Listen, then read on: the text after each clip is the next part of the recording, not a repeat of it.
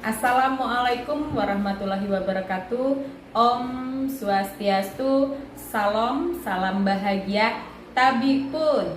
Baiklah, pada kesempatan kali ini izinkan saya Ketut Oke Fatmawati, saya calon guru penggerak angkatan ke-6 dari SMA Negeri 1 Ketapang, Kabupaten Lampung Selatan. Salam guru penggerak.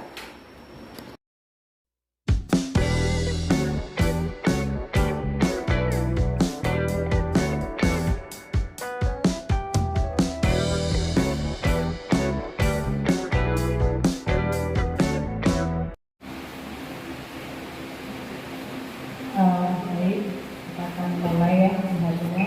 Sebelumnya, Assalamualaikum warahmatullahi wabarakatuh.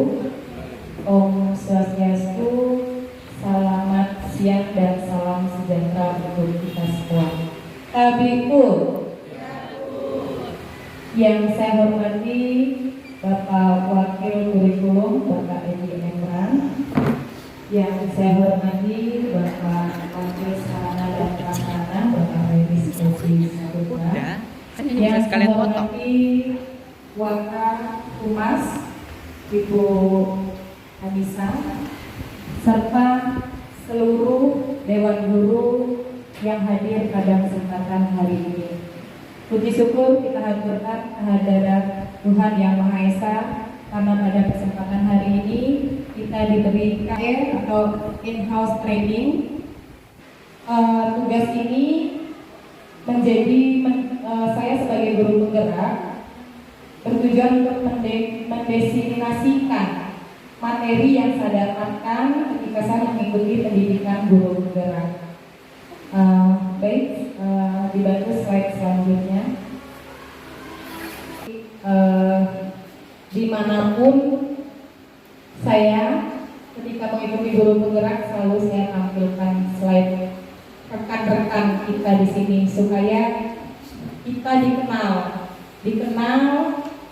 melakukan perubahan yang nantinya menjadi perubahan besar, bahwa inilah ibu-ibu, bapak-bapak guru SMA Negeri 1 Ketapang yang mempunyai peran besar untuk kemajuan SMA kita supaya dikenal nantinya. Baik, slide selanjutnya. Nah, ini profil saya ya, jadi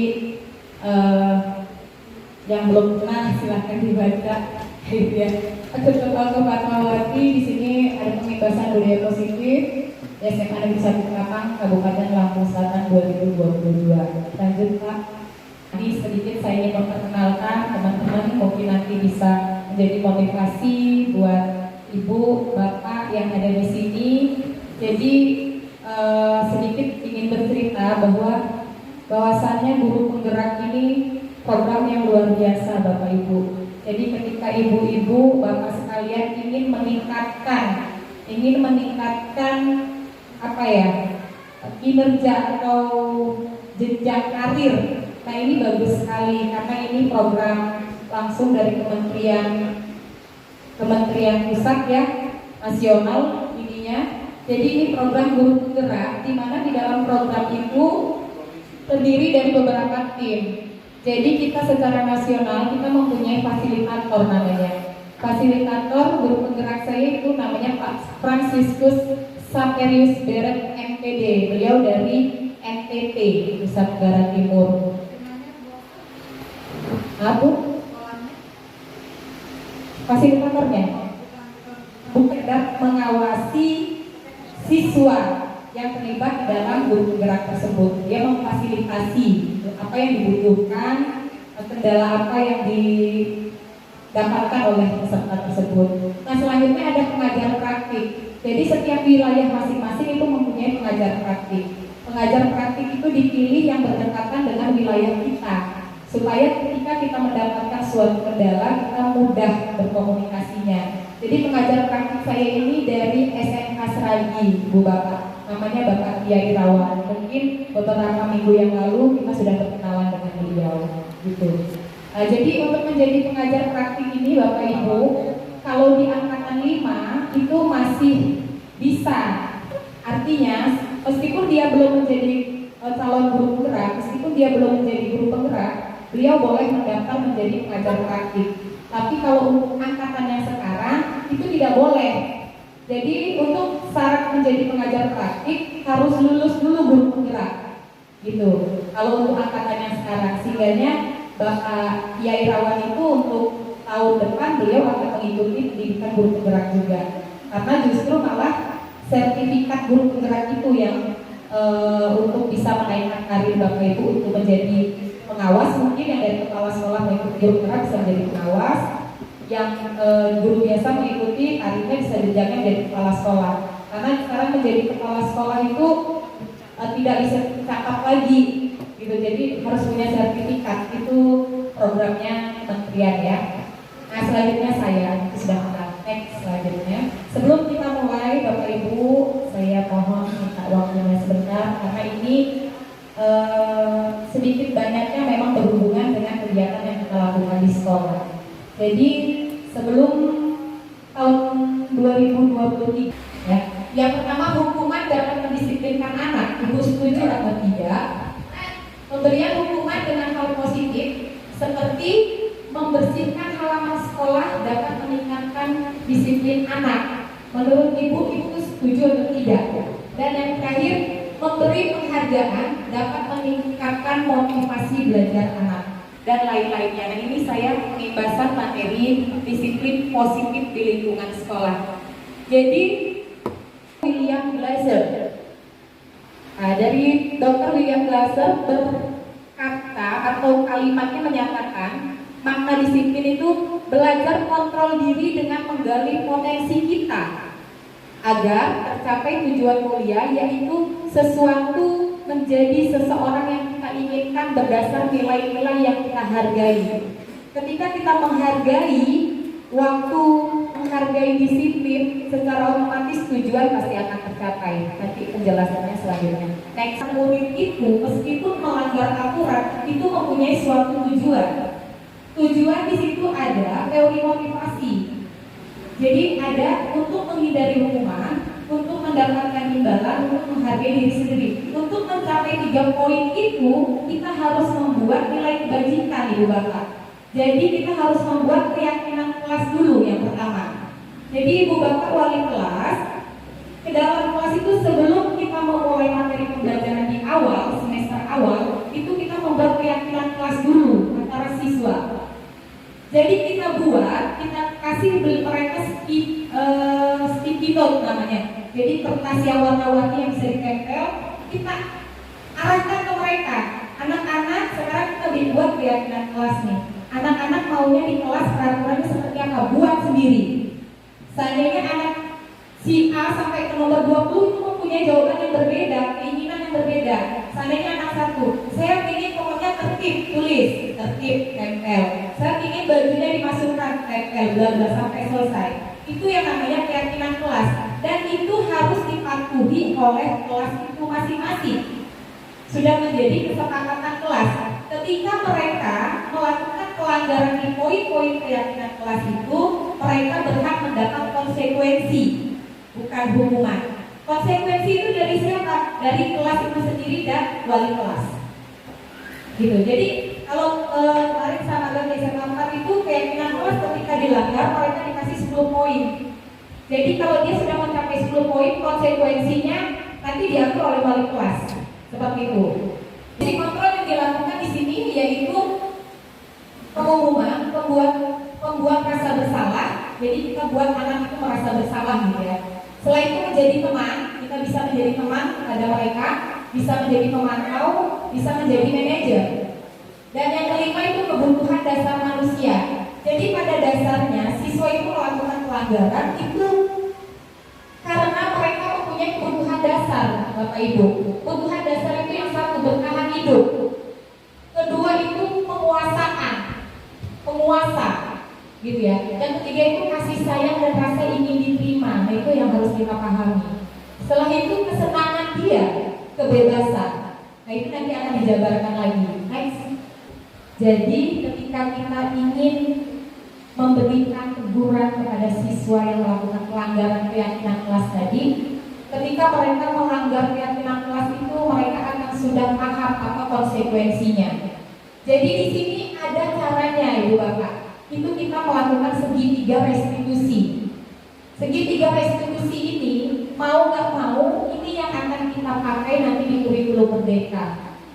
Jadi cara menangani anak yang melanggar aturan. Yang pertama itu menstabilkan identitas atau disebut dengan stabilized identity. Yang kedua validasi tindakan atau validate activity. Yang ketiga menanyakan keyakinan. Next Pak.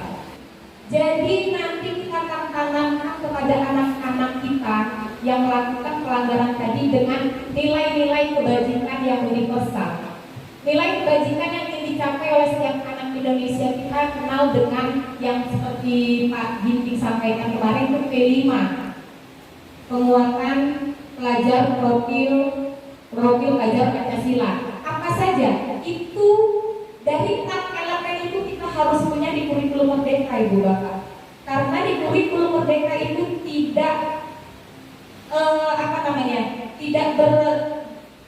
tidak berlandaskan nilai gitu ya. Jadi dia menekankan di standar proses, lebih ke proses bukan ke nilai. Jadi nilai 90, 100 itu di kurikulum merdeka itu sudah tidak menjadi nomor 1. Jadi proses yang mereka. Jadi untuk membuat mereka berproses kita harus menekankan, menerapkan 6 nilai yang ada di sini Bapak Ibu. Yang pertama beriman dan bertakwa kepada Tuhan yang Maha Esa dan berhala mulia. Nah itu yang akan kita buat anak kita supaya beriman dan bertakwa.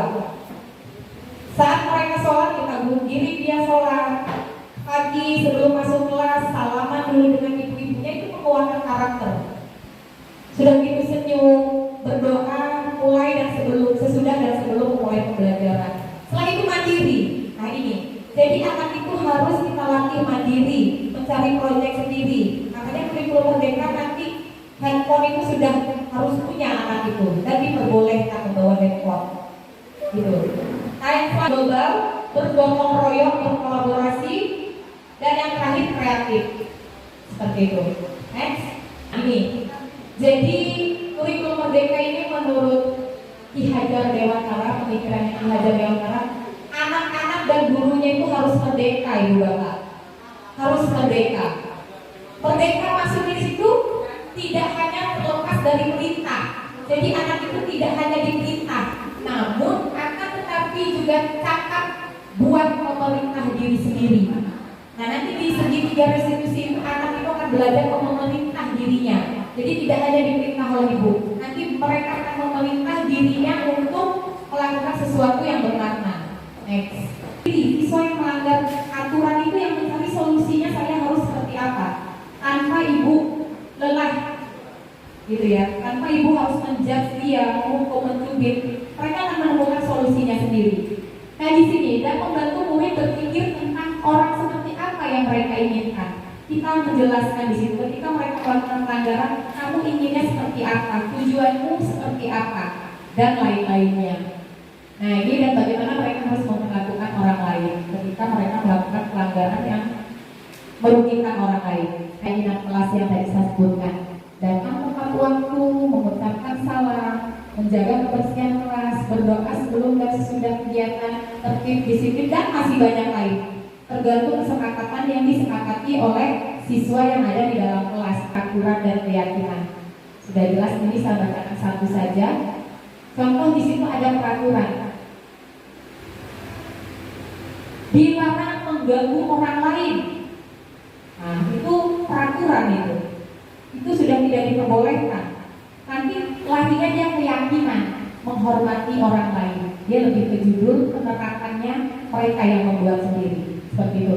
Dilarang melakukan kekerasan. Jadi kalimat dilarang yang pemerintah itu sudah tidak boleh. Jadi diganti dengan menghormati orang lain, berkomitmen, keselamatan, bersabar. Pasti tadi kalau belum mengenal kurikulum merdeka pasti jawabannya setuju. Jadi menghukum anak supaya disiplin setuju? Setuju. Pasti itu jawabannya. Saya juga sebelum pertama kali mengikuti guru penggerak, jawaban saya juga pasti setuju karena ingin mendisiplinkan anak dengan cara saya sendiri. Ternyata itu Bu jawabannya kalau kita menjawab setuju. Ketika kita memberikan penghargaan kepada anak itu seandainya dia bisa menjawab gitu ya, kita kasih penghargaan 10.000, 20.000, anak itu akan mengaktifkan kreativitas dia.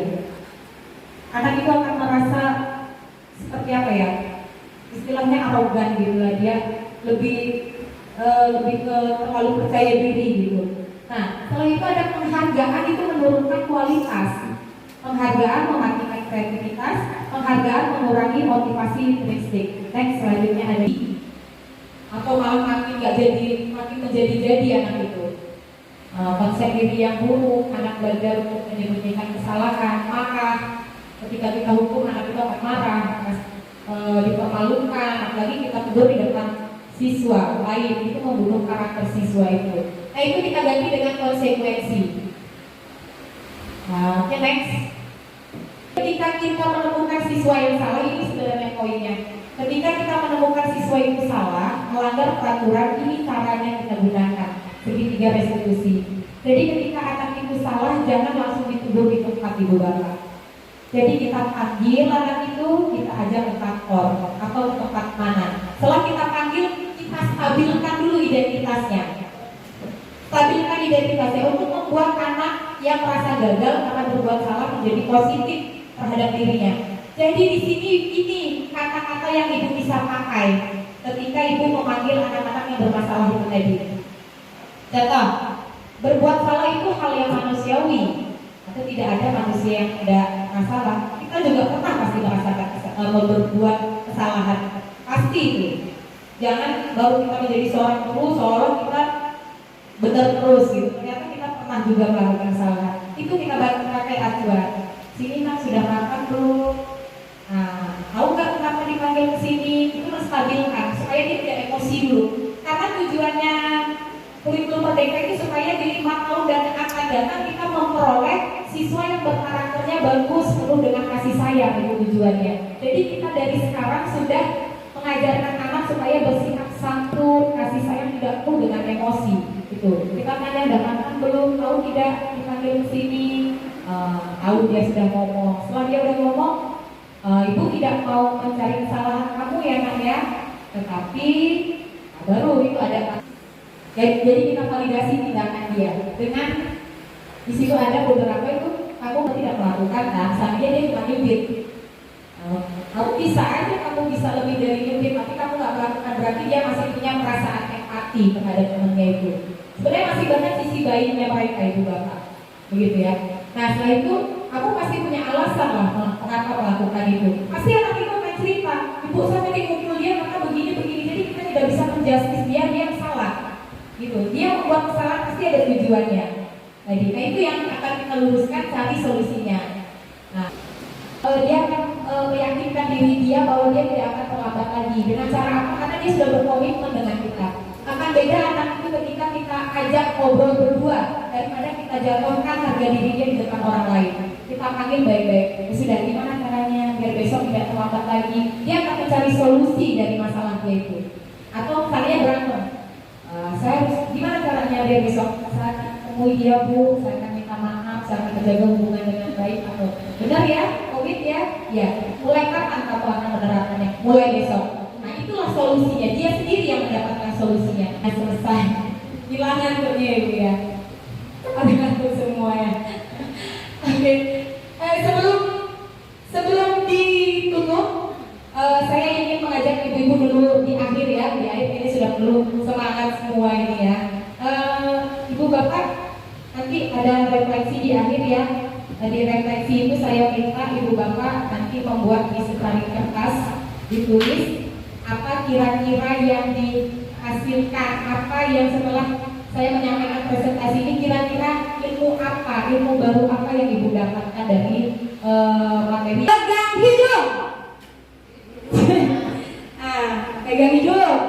Ya, ulang lagi ya. Pegang mata. Oke, tepuk tangan dulu ibu-ibu. Terima kasih atas waktunya. Nah itu tadi instruksi yang saya berikan itu nanti untuk materi selanjutnya, di mana di kurikulum merdeka kita akan mengajarkan anak dengan cara pembelajaran berdiferensiasi. Jadi siswa itu ada yang memahami kita dengan ucapan seperti tadi sama pegang hidung. Ternyata saya pegang hidung di sini, ibu-ibu melihat ini berarti ibu fokusnya di ucapan saya. Ketika ibu bilang pegang hidung, ini tapi ibu pegang hidung berarti ibu itu belajarnya melalui visual dan lain-lainnya itu nanti akan ada materi lagi, tapi belum sekarang, itu di modul 2. Terima kasih atas perhatiannya. Mudah-mudahan ilmu yang saya sharing ya di sini bukan merasa menggurui, kita sharing, mudah-mudahan bermanfaat untuk kita semua. Di akhir sharing saya ucapkan Assalamualaikum warahmatullahi wabarakatuh. Selamat siang dan salam sejahtera untuk kita semua. Om Santi Santi Santi Om Kabiku.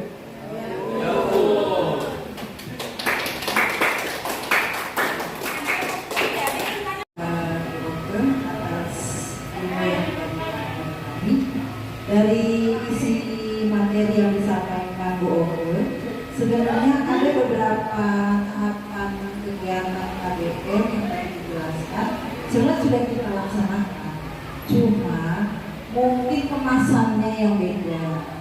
Kemudian yang saya tangkap juga dari materi yang Bu Oke sampaikan itu adalah kemasannya itu lebih diperhalus lagi, kata-katanya lebih diperhalus lagi. Kemudian hukuman itu bukan berarti hukuman, tapi semacam konsekuensi. Kemudian cara memperlakukan anak lebih halus lagi. Nah, dari situ saya menyimpulkan bahwa semoga apa yang Bu Oke sampaikan tadi bisa disampaikan ke anak-anak kita, dan semoga anak-anak kita bisa menerimanya dan bisa menerapkannya. Karena ada karakter juga, karakter siswa itu juga menentukan juga penerimaan siswa. Yang saya tangkap tadi itu mungkin kalau untuk daerah perkotaan dengan latar belakang sosial budaya dari anak itu dengan mudah bisa diterapkan. Tapi kalau di daerah kita dengan latar budaya, ekonomi dan pendidikan di rumah yang mungkin beragam, kita coba, tapi kemungkinan penerimaan itu bertambah. Tapi saya yakin itu bisa kita lakukan dengan cara yang mungkin sebagian bisa menerima itu, dan yang tadinya kaget-kaget mungkin dengan melihat temannya yang akan terbawa juga harus positif. Itu mungkin yang saya tangkap dari penjelasan itu. Yang oleh Bu Anissa, sebenarnya apa yang sudah di kurikulum Merdeka itu sebenarnya sudah sedikit banyaknya kita sudah mengimplementasikan sebenarnya di kelas itu. Namun metodenya yang berbeda. Memang benar ketika kita menerapkan itu secara otodidak langsung pasti akan kaget. Nah, namun nanti kita akan ada pilihan ya, Pak Edi kalau nggak salah ya. Jadi di kurikulum Merdeka itu ada pilihan 3, mau berubah, mandiri dan berbagi. Jadi kalau kita mau berubah ya perlahan, jangan kaget gitu. Ketika kita sudah bisa berubah perlahan-lahan, kita boleh mandiri. Jadi semuanya itu mandiri. Sudah gitu di berubah berbagi, sudah otomatis kita berbagi semua proyek. Memang iya di desa dengan di kota itu jelas berbeda. Namun kita metodenya sama sebenarnya. Metodenya sama karena kalau pada saat ini juga anak itu kan pasti sudah bisa beli kuota internet itu sudah terjangkau, cuma memang metodenya saja yang berbeda gitu. Seperti di kota-kota mereka menerapkan kurikulum Merdeka, mereka setelah ibu bapak mengikuti IHT budaya positif pada hari ini. Terima kasih atas waktunya, selamat siang.